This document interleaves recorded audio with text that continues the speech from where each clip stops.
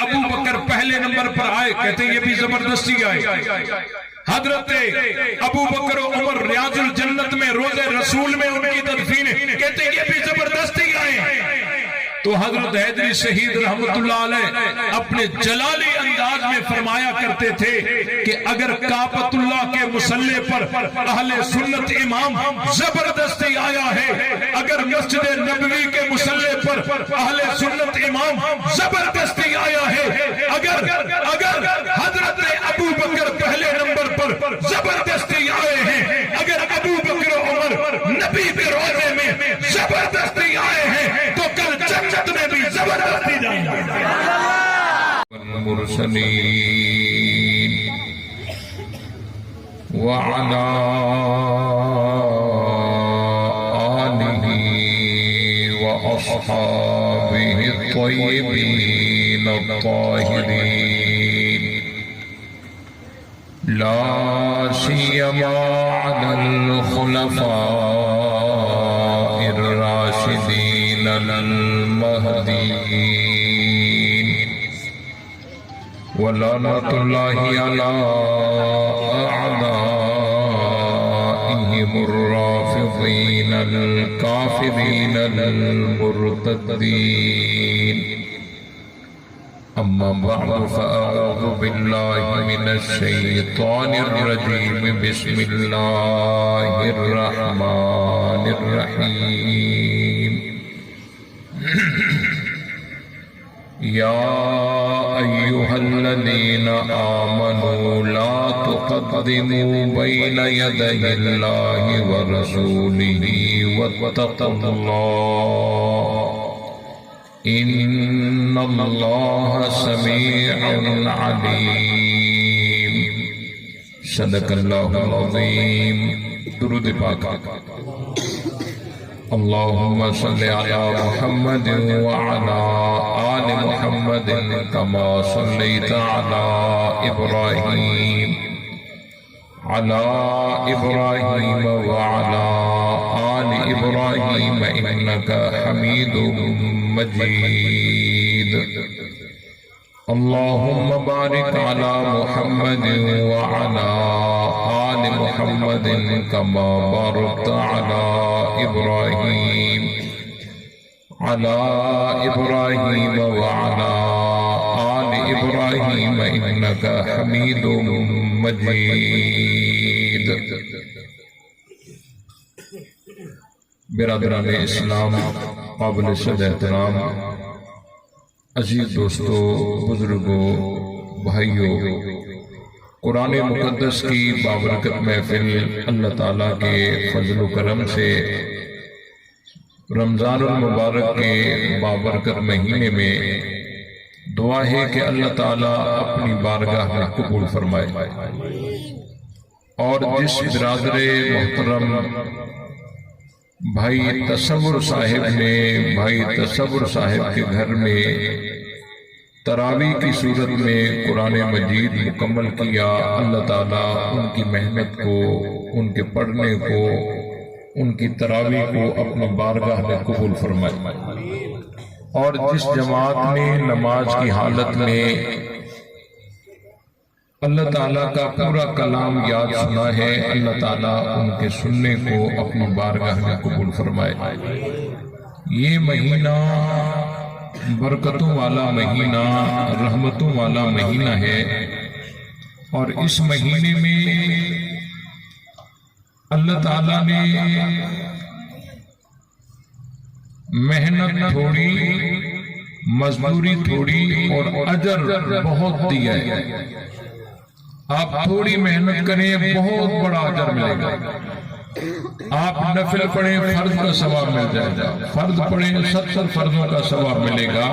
یہ اللہ تعالیٰ کی رحمت متوجہ ہے، اور اہل ایمان کو نیکیاں کمانے کی یہ سیزن کا مہینہ ہے۔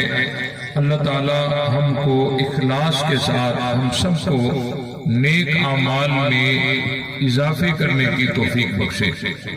میں مختصر وقت میں کچھ باتیں عرض کروں گا۔ اس مہینے میں حضرت سیدہ کائنات عفیفہ کائنات امی عائشہ صدیقہ طیبہ طاہرہ رضی اللہ تعالی عنہا کی وفات بھی ہے۔ خاتون جنت حضرت فاطمہ الزہرا رضی اللہ تعالی عنہا کی وفات بھی ہے، اور ام المومنین حضرت خدیجہ الکبریٰ رضی اللہ تعالی عنہا کی وفات بھی ہے۔ حضرت علی رضی اللہ تعالی عنہ کی شہادت بھی ہے۔ میں کچھ اصولی باتیں آپ سے ضرور کروں گا تاکہ موجودہ دور میں جتنے بھی فتنے ہیں صحابہ کرام کے خلاف، ان کا سد باب کس طرح ممکن ہے اور کون سے اصول ہمارے ذہن میں ہونے چاہیے۔ دیکھیں، آج کل بہت سارے لوگ حضرت عائشہ رضی اللہ تعالی عنہا اور حضرت علی رضی اللہ تعالی عنہ کی لڑائی، حضرت علی اور حضرت امیر معاویہ کی لڑائی بتا کر لوگوں کو گمراہ کرنے کی کوشش کرتے ہیں۔ حالانکہ یہ بات آپ کے علم میں ہونی چاہیے کہ انبیاء کرام اور صحابہ کرام، ان دو طبقوں کو عام لوگوں پر قیاس نہیں کیا جا سکتا۔ انبیاء کرام اور صحابہ کرام، ان دو طبقوں کو عام لوگوں پر قیاس کیا جا سکتا نہیں ہے۔ گمراہی کی بنیادی وجہ یہ ہے کہ یہ انبیاء کرام اور صحابہ کرام کو عام لوگوں پر قیاس کرتے ہیں۔ حالانکہ بعض احکام ان طبقوں کے عام لوگوں سے مختلف ہیں۔ میں آپ کو یہ سمجھانے کے لیے تھوڑا آگے چل کے ایک مثال سے سمجھانے کی کوشش کرتا ہوں۔ دیکھیں، کسی نبی کی توہین، کوئی بھی نبی ہو، اس کی توہین کفر ہے یا نہیں؟ بولو بھائی، کفر ہے نا؟ کوئی بھی نبی ہو، اس کی توہین کفر ہے۔ اچھا، نبی نہ بھی ہو،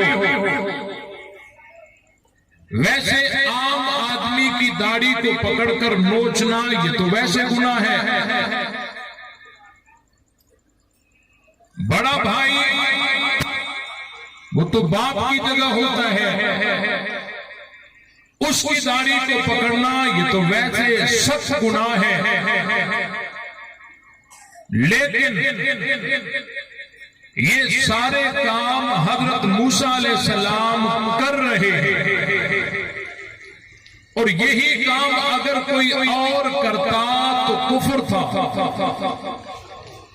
اور یہی کام حضرت موسیٰ نے کیے ہیں۔ اب کفر تو اپنی جگہ ہم گناہ بھی نہیں کہہ سکتے، کیونکہ انبیاء کرام گناہوں سے معصوم ہیں، نبی سے گناہ نہیں ہو سکتا۔ اب یہی کام اگر کوئی اور کرتا تو کفر تھا۔ ایسے ہی ہے، لا تاخذ بلحیتی ولا براسی، اگر یہ کوئی اور کرتا تو کفر تھا، لیکن یہ کام حضرت موسیٰ علیہ السلام نے کیے ہیں۔ اب کفر تو اپنی جگہ ہم گناہ بھی نہیں کہہ سکتے۔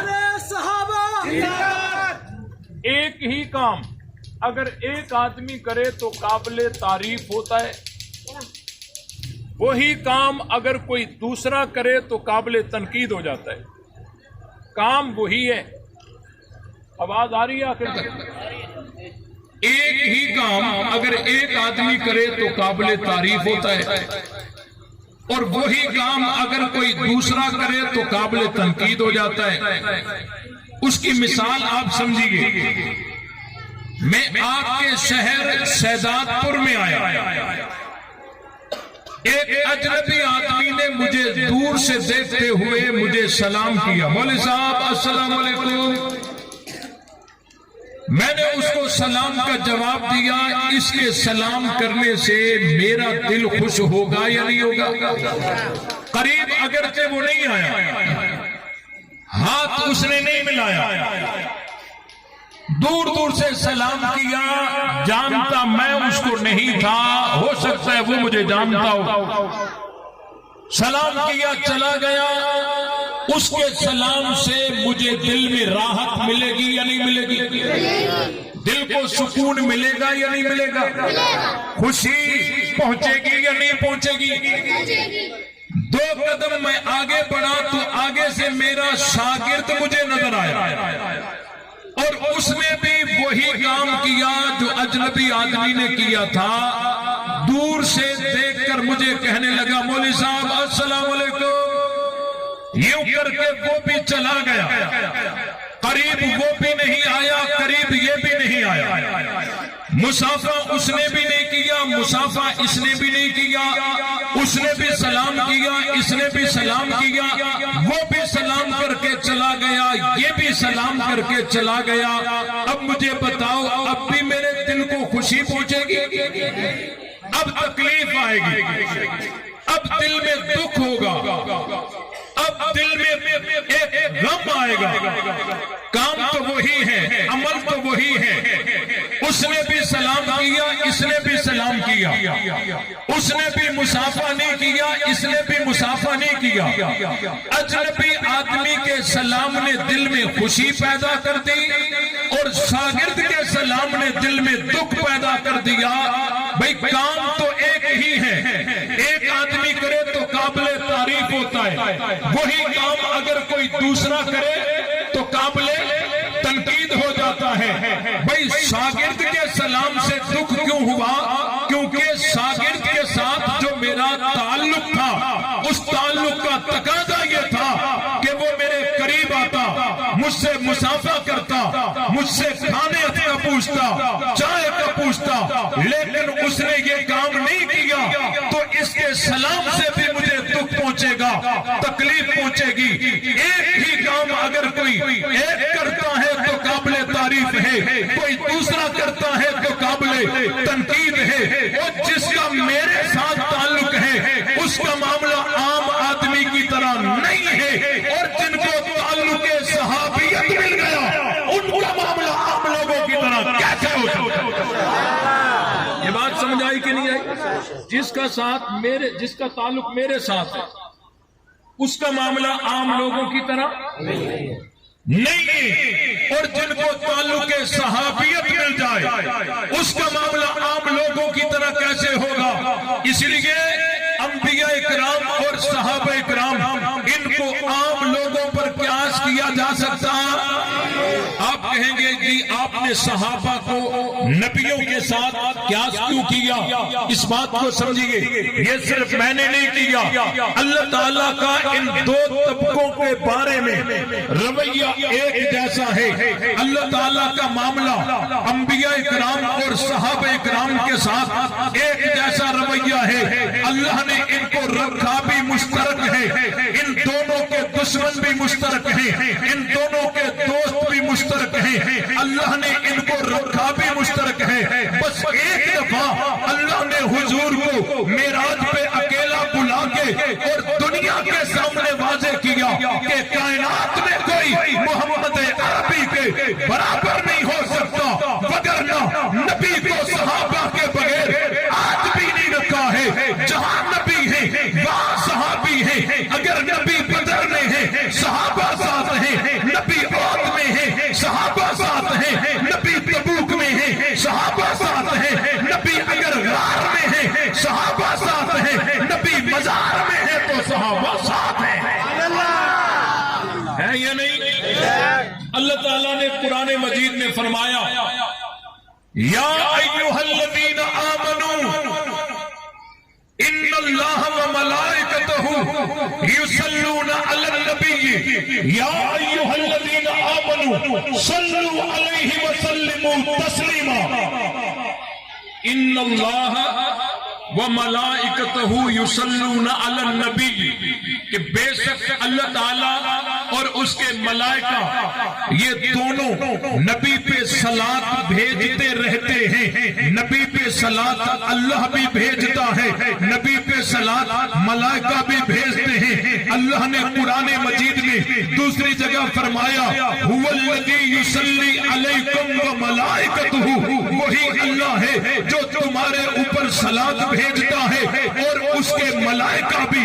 بھائی جن کو اللہ نے کہا هو الذی یصلی علیکم, وہی اللہ ہے جو تم پر صلات بھیجتا ہے. یہ اس وقت سامنے جو موجود تھے وہ کون تھے؟ کون ہے؟ اب نبی پہ اللہ صلات بھیجتا ہے تو صحابہ پہ بھی اللہ صلات بھیجتا ہے. هو الذی یصلی علیکم, اور نبی پر فرشتے صلات بھیجتے ہیں تو صحابہ پر بھی فرشتے صلات بھیجتے ہیں. معاملہ اللہ نے دونوں کے ساتھ ایک جیسا رکھا. ان اللہ و ملائکتہ یصلون علی النبی یا ایھا الذین آمنوا صلوا علیہ. اے اہل ایمان نبی پہ صلات بھیجیے. توجہ کیجیے, جب قرآن کی آیت نازل ہو رہی تھی اس وقت اہل ایمان کون تھے؟ کون تھے؟ اللہ نے صحابہ کو فرمایا بھائی بتبع ساری امت داخل ہو جائے, کوئی مذائقہ نہیں. لیکن یہ آیت جن کے بارے میں آئی یہ پیغمبر کے صحابہ تھے. یا ایھا الذین آمنوا صلوا علیہ, اے اہل ایمان نبی پہ صلات بھیجیے. صحابہ کو حکم ہے نبی پہ صلات بھیجیے. اللہ تعالیٰ نے قرآن مجید میں دوسری جگہ فرمایا خذ من اموالہم صدقۃ تطہرہم وتزکیہم بہا وصلی علیہم. اے میرے محبوب آپ صحابہ پہ صلات بھیجیے. صلو علیہ, صلی علیہم. صحابہ کو حکم ہے نبی پہ صلات بھیجو, نبی کو حکم ہے صحابہ پہ صلات بھیجو. صلو علیہ, صلی علیہم, دونوں کو اللہ نے ایک جیسا رکھا نا. صحابہ کو حکم ہے نبی پہ صلات بھیجیے, نبی کو حکم ہے صحابہ پہ صلات بھیجیے. صلو علیہ, اے اہل ایمان نبی پہ صلات بھیجیے. اور حضور کو حکم ہے صلی علیہ کہ آپ ان پر صلات بھیجیے. اللہ نے انبیاء کرام اور صحابہ کرام کے ساتھ رویہ ایک جیسا رکھا ہے. اللہ تعالیٰ نے دوسری جگہ فرمایا یا ایھا الذین آمنوا صلوا علیہ وسلموا. اے اہل ایمان نبی پہ سلام بھیجو, نبی پہ سلام بھیجو. صحابہ کو حکم ہے نبی پہ سلام بھیجو. پھر اللہ نے حضور سے فرمایا وَإِذَا جَاءَكَ الَّذِينَ يُؤْمِنُونَ بِآيَاتِنَا فَقُلْ سَلَامٌ عَلَيْكُمْ. اے میرے محبوب جب تیرے پاس آئے ہماری آیتوں کو ماننے والے, بھئی آیتوں کو ماننے والے ہوں یعنی مومنین ہوں, اور جو نبی کے پاس آئے یعنی نبی کے دور کے ہوں, نبی کے دور کے بھی ہوں, مومن بھی ہوں, انہیں کیا کہا جاتا ہے؟ اللہ نے فرمایا وَإِذَا جَاءَكَ الَّذِينَ يُؤْمِنُونَ بِآيَاتِنَا فَقُلْ سَلَامٌ عَلَيْكُمْ. صحابہ کو حکم ہے نبی پہ سلام بھیجو, نبی کو حکم ہے صحابہ کو سلام کہیے. اللہ نے دونوں کے ساتھ رویہ. اچھا ایک بات یہاں سمجھیے, مجلس کا سلام کون کرتا ہے؟ پہلے سے مجلس میں بیٹھنے والا یا مجلس میں آنے والا؟ بولو. لیکن یہاں معاملہ کچھ برعکس ہے. اللہ فرماتے ہیں وَإِذَا جَاءَكَ الَّذِينَ يُؤْمِنُونَ بِآيَاتِنَا, آئیں گے وہ, سلام آپ نے کرنا ہے. آئیں گے وہ. وَإِذَا جَاءَكَ الَّذِينَ يُؤْمِنُونَ بِآيَاتِنَا فَقُلْ سَلَامٌ عَلَيْكُمْ.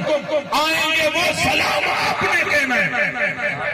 یہ بھی ایک انداز ہوتا ہے. کہا نہیں جاتا کہ آپ کے استاد آئیں تو سلام کہنا ہے. آپ کے استاد آئیں تو سلام کہنا مطلب کیا ہوتا ہے کہ کہنے آپ نے ہیں لیکن سلام میرے ہیں. مجلس کا سلام تو وہی کرتا ہے نا جو آنے والا ہوتا ہے، لیکن یہاں یہ فرمایا جا رہا ہے کہ وہ جب آئے تو آپ نے سلام کہنا ہے. اس کا مطلب یہ ہے کہ سلام اللہ کے ہیں، پہنچانے حضور نے ہیں. یہ بات سمجھ آئی کہ نہیں آئی؟ تو دیکھیں صحابہ کو حکم ہے نبی پہ سلام بھیجو، اور نبی کو حکم ہے صحابہ کو سلام کہیے. صحابہ کو حکم ہے نبی پہ صلات بھیجو، نبی کو حکم ہے صحابہ پہ صلات بھیجیے. اور اللہ تعالیٰ نے قرآن مجید میں دوسری جگہ فرمایا قل ان کنتم تحبون اللہ فاتبعونی یحببکم اللہ. میرے نبی کی اتباع کرو، اللہ تم سے محبت کرے گا. اور دوسری جگہ فرمایا والسابقون الاولون من المہاجرین والانصار والذین اتبعوہم باحسان رضی اللہ عنہم ورضوا عنہ. جو نبی کے صحابہ کی تابعداری کرے گا اللہ اس سے راضی ہوگا. نبی کی تابعداری پر اللہ کی محبت مل رہی ہے، صحابہ کی تابعداری پر اللہ کی رضا مل رہی ہے. اور محبت بغیر رضا کے نہیں ہوتی، رضا بغیر محبت کے نہیں ہوتی. اللہ نے دونوں کے ساتھ رویہ ایک جیسا رکھا ہے. جو نبی کی تابعداری کرے گا اللہ کی محبت ملے گی، اور جو صحابہ کی تابعداری کرے گا اللہ کی رضا ملے گی. بھائی اللہ راضی ہو جائے بغیر محبت کے ہو سکتا ہے؟ اللہ محبت کرے بغیر رضا کے ہو سکتا ہے؟ تو بھائی صحابہ اکرام اور انبیاء اکرام ان لوگوں کو عام لوگوں پر قیاس کیا جا سکتا؟ بہت سارے لوگ آج اعتراضات کرتے ہیں، کہتے ہیں دیکھو جی حضرت ابو بکر حضرت عمر رضی اللہ تعالی عنہما حضور علیہ السلام کے روضہ اطہر میں مدفون ہیں، یہ ان کا وہاں دفن ہونا یہ کوئی فضیلت تھوڑی ہے. فضیلت تو تب ہوتی جب حضور علیہ السلام پہلے سے فرما گئے ہوتے کہ ان کو میرے ساتھ دفنانا. حضور نے تو فرمایا کوئی نہیں، یہ تو بعد میں حکومتیں ان کی تھی، انہوں نے اپنے آپ کو وہیں دفن کروایا. تو ان کا وہاں دفن ہونا یہ کوئی فضیلت نہیں ہے، یہ اعتراض ہے. اس کا جواب انشاءاللہ 4 مہینے کے بعد. تکبیر، صحابہ 4 مہینے کے بعد صحیح؟ اچھا ابھی چاہیے. کہتے ہیں یہ دونوں کی تدفین نبی کے ساتھ یہ کوئی فضیلت نہیں ہے. میں نے کہا کچھ تو فرق کرتے، توجہ ہے، کچھ تو فرق کرتے اسمبلی اور جنت میں. کچھ تو فرق کرتے اسمبلی اور جنت میں. داندلی کر کے اسمبلی میں تو کوئی پہنچ سکتا ہے، کیا داندلی کر کے جنت میں بھی کوئی جا سکتا ہے؟ کچھ تو فرق کرتے. نبی کا روزہ جنت ہے یا نہیں؟ ماں بین بیتی و منبری روضۃ من ریاض الجنہ. نبی کا روزہ جنت ہے اور یہ گھر عائشہ کا ہے. گھر کس کا ہے؟ جو جنت کی مالکہ ہو. توجہ رہے، جس کی ملکیت میں جنت ہو اس عائشہ کے کیا کہیں. یہ گھر حضرت عائشہ کا ہے.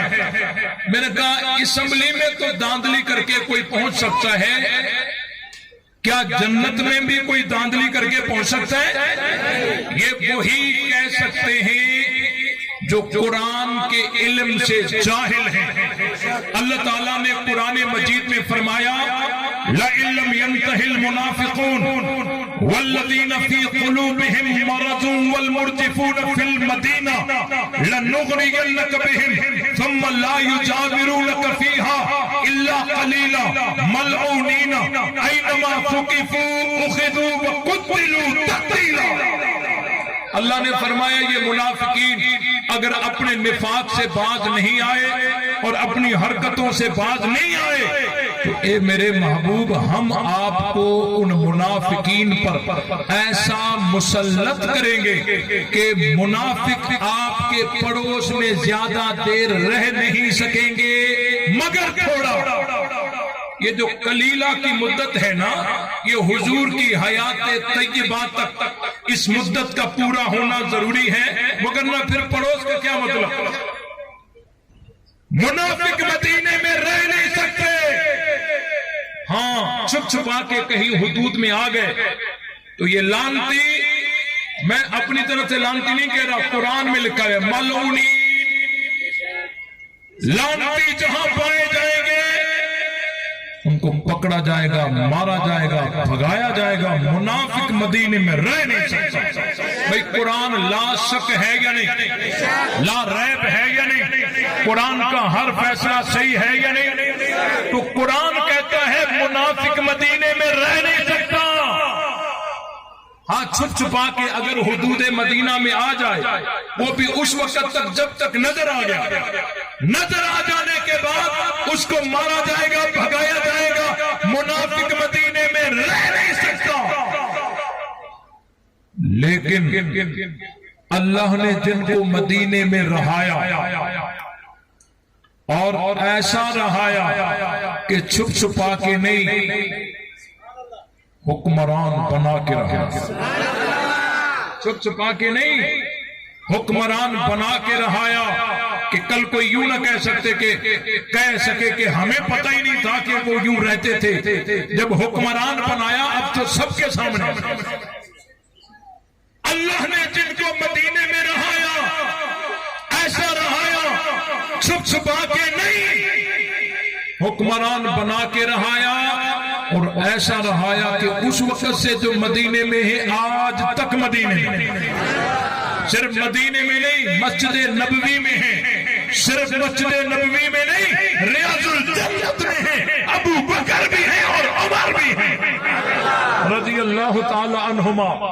توجہ رہے۔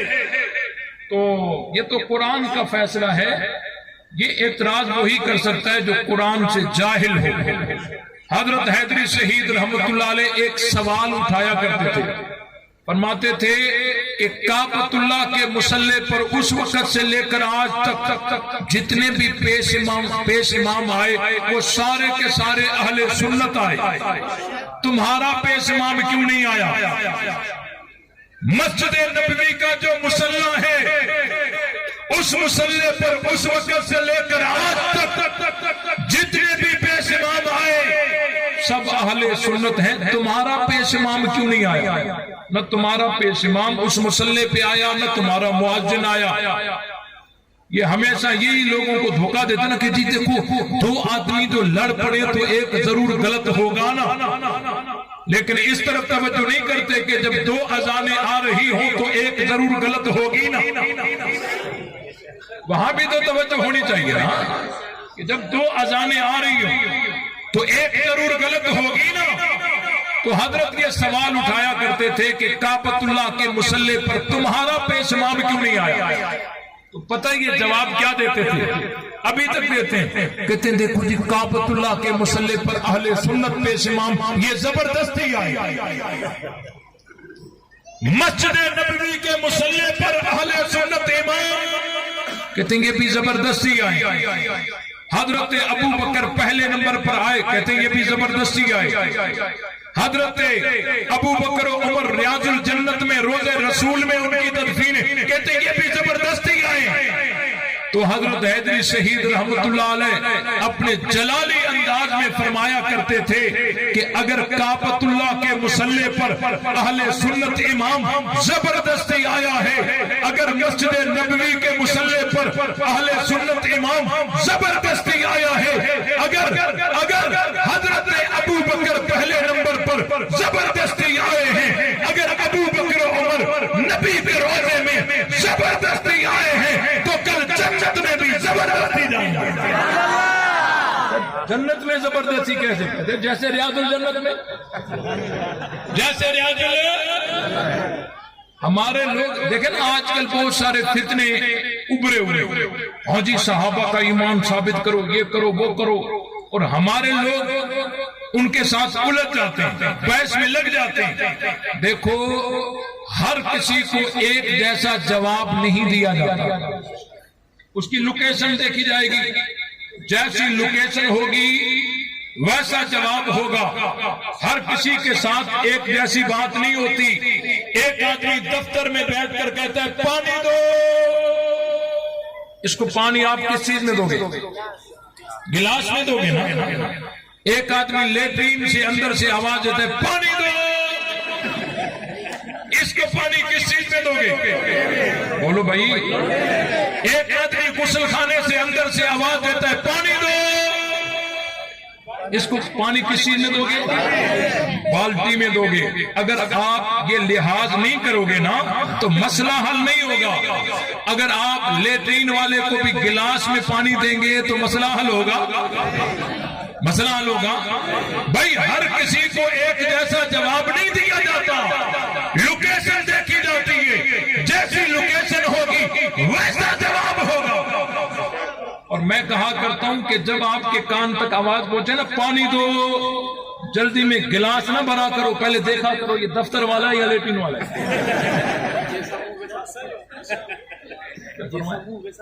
جیسا منہ ویسا تھپڑ. توجہ رہے بھائی. دیکھو اگر ہندو آپ سے بحث کرے اور کہ مولوی صاحب تم بڑے عجیب ہو، نماز پڑھتے ہو تو دایاں ہاتھ بائیں ہاتھ کے اوپر رکھتے ہو، بایاں دائیں کے اوپر کیوں نہیں رکھتے؟ آپ اس کو کیا جواب دیں گے؟ آپ کہیں گے دیکھو مولوی صاحب یہ تو حدیث میں آیا ہے.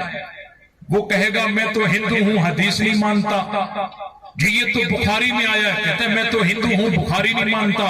جی ہمارے نبی نے سکھایا ہے. کہتے ہیں میں تو ہندو ہوں تمہارے نبی کو نہیں مانتا. کرو مقابلہ ہندو کے ساتھ کیسے کرو گے؟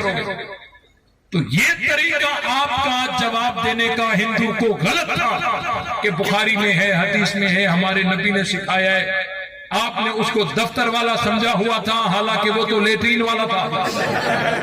اس کو آپ نے یہ کہنا تھا کہ یہ ہم مسلمانوں کے گھر کا مسئلہ ہے، ہم دایاں اوپر کریں یا بایاں اوپر کریں تو کون ہوتا ہے؟ ہم تو تجھے مسلمان ہی نہیں مانتے. آج کل یہ کہتے ہیں دیکھو جی ہم ایمان ابو بکر پر مناظرہ کرنا چاہتے ہیں، حضرت ابو بکر کی خلافت پہ مناظرہ کرنا چاہتے ہیں، یہ کریں گے وہ کریں گے. توجہ رہے. دو آدمی ریل گاڑی میں جا رہے تھے، ایک سیٹ پر لڑ پڑے. ایک نے کہا یہ سیٹ میری ہے، دوسرے نے کہا نہیں یہ سیٹ میری ہے. اتنے میں ٹی ٹی آیا. ٹی ٹی نے کہا لڑو بعد میں پہلے ٹکٹیں دکھاؤ. پہلے کیا دکھاؤ؟ ٹکٹیں دکھاؤ. ایک نے جلدی جلدی میں ادھر ادھر ہاتھ مار کے ٹکٹ نکال کر دکھا دیا. اس نے کہا دوسرے کو تو بھی ٹکٹ دکھا. اس نے ادھر ادھر ہاتھ پیر تو مارے لیکن ٹکٹ اس کے پاس نہیں تھا. اس نے کہا میرے پاس ٹکٹ نہیں ہے لیکن 10 گواہ ہیں کہ یہ سیٹ میری ہے. ان کے گواہوں کی گواہی کو سنا جائے گا. ہم کہیں گے 10 نہیں 50 گواہ لا کوئی فائدہ نہیں. سیٹ کی بات تو وہ کرے جس کے پاس ٹکٹ ہو. تو ان سے کہتا ہوں صحابہ کی خلافت پر مناظرہ کرنے کی دعوت دینے والوں، جمل اور سفین پر بات کرنے کی دعوت دینے والوں، فتح اور مدے اور کرتاس پر بات کرنے کی دعوت دینے والوں، یہ سارے مسئلے ہم مسلمانوں کے گھر کے مسئلے ہیں. ان پر وہ بات کرے جس کے پاس ایمان کا ٹکٹ ہو. جس کے پاس ایمان کا ٹکٹ نہیں ان کو خلافت صدیق اکبر پر بات کرنے کا حق ہی نہیں. اور ایمان کا ٹکٹ کیا ہے؟ کلمہ. ایمان کا ٹکٹ کیا ہے؟ کلمہ. جس کے پاس کلمہ نہیں اس کو کوئی حق نہیں ہے صدیق کی صداقت پر بات کرے. ایک نے کہا جی ہم کلمہ پڑھتے تو ہیں نا، وہ الگ بات ہے کہ تھوڑا پڑھا دیتے. پڑھتے تو ہیں پڑھتے تو ہیں وہ الگ بات ہے کہ تھوڑا پڑھا دیتے ہیں. میں نے کہا فجر کی فرض رکعتیں کتنی ہیں؟ فجر کی فرض رکعتیں کتنی ہیں؟ فجر کی اذان ہوئی، ایک آدمی نماز پہ اٹھا ہی نہیں. گناہگار ہے نا؟ نہیں اٹھا گناہگار. دوسرا آدمی اٹھا، ٹھنڈے پانی سے وضو کیا، کانپتا ہوا مسجد میں آیا، 5 رکعتیں فرض. اللہ صحیح کیا یا غلط کیا؟ اصل رکعتیں کتنی تھی؟ اس نے اوپر کتنی پڑھائی؟ ٹوٹل کتنی ہو گئی؟ 5 ہو گئی. اب جس نے نماز نہیں پڑھی وہ گناہگار ہے، لیکن جس نے اٹھ کر 5 رکعتیں پڑھی ہیں وہ اس سے بڑا گناہگار ہے، اس سے بڑا لعنتی ہے، کیونکہ اس نے نبوی طریقہ بدلا ہے۔ اچھا 5 رکعتوں والے کی نماز ہوئی یا نہیں ہوئی؟ اچھا جو 3 رکعتیں اوپر سے بڑھائی تھی وہ نہیں ہوئی یا 5 نہیں ہوئی؟ نہیں سمجھے، نہیں سمجھے، پہنچ گئے؟ 5 نہیں ہوئی نا بھائی، دیکھو توجہ رہے، جس نے 5 رکعتیں فرض پڑھی ان کی 3 رکعتیں نہیں ہوئی یا 5 نہیں ہوئی؟ 5 نہیں ہوئی نا۔ جس نے نبی کا کلمہ نہیں پڑھا بے ایمان ہے، لیکن جس نے پڑھ کر بگاڑا ہے وہ اس سے بڑا لعنتی ہے۔ جب تک ایمان کی ٹکٹ نہیں ہے تجھے کوئی حق نہیں پہنچتا۔ صدیق کی صداقت پر بات کرے، صحابہ بھی ہمارے ہیں، اہل بیت بھی ہمارے ہیں۔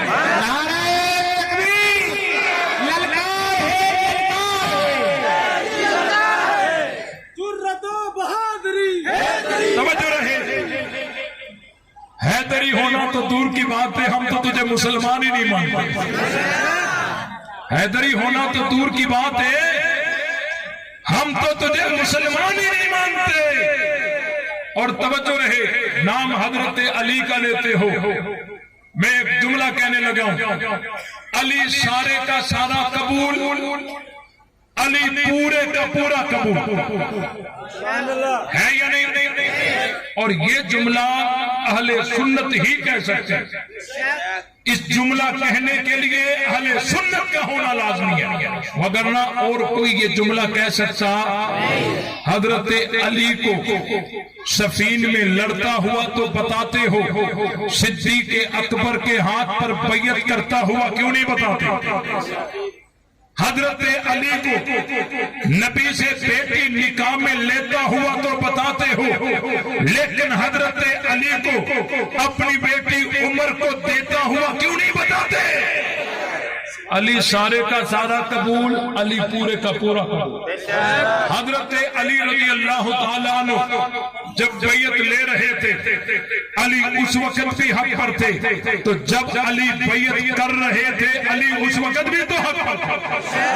حضرت علی المرتضی جب مصلی پر کھڑے ہو کر امامت کرا رہے تھے علی اس وقت بھی حق پر تھے، تو جب 25 سال ابو بکر عمر عثمان کے پیچھے نمازیں پڑھ رہے تھے علی اس وقت بھی تو حق پر تھے۔ علی سارے کا سارا قبول، علی پورے کا پورا قبول ہے۔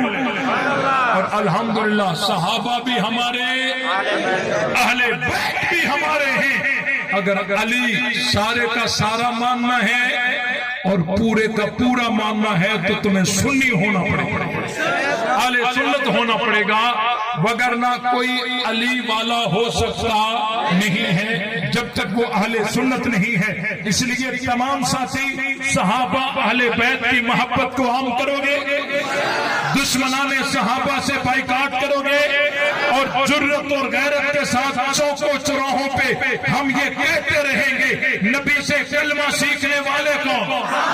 سارے نہیں ماننے والے، ہاتھ بلند کر کے، کوئی ہاتھ نیچے نہیں ہونا چاہیے۔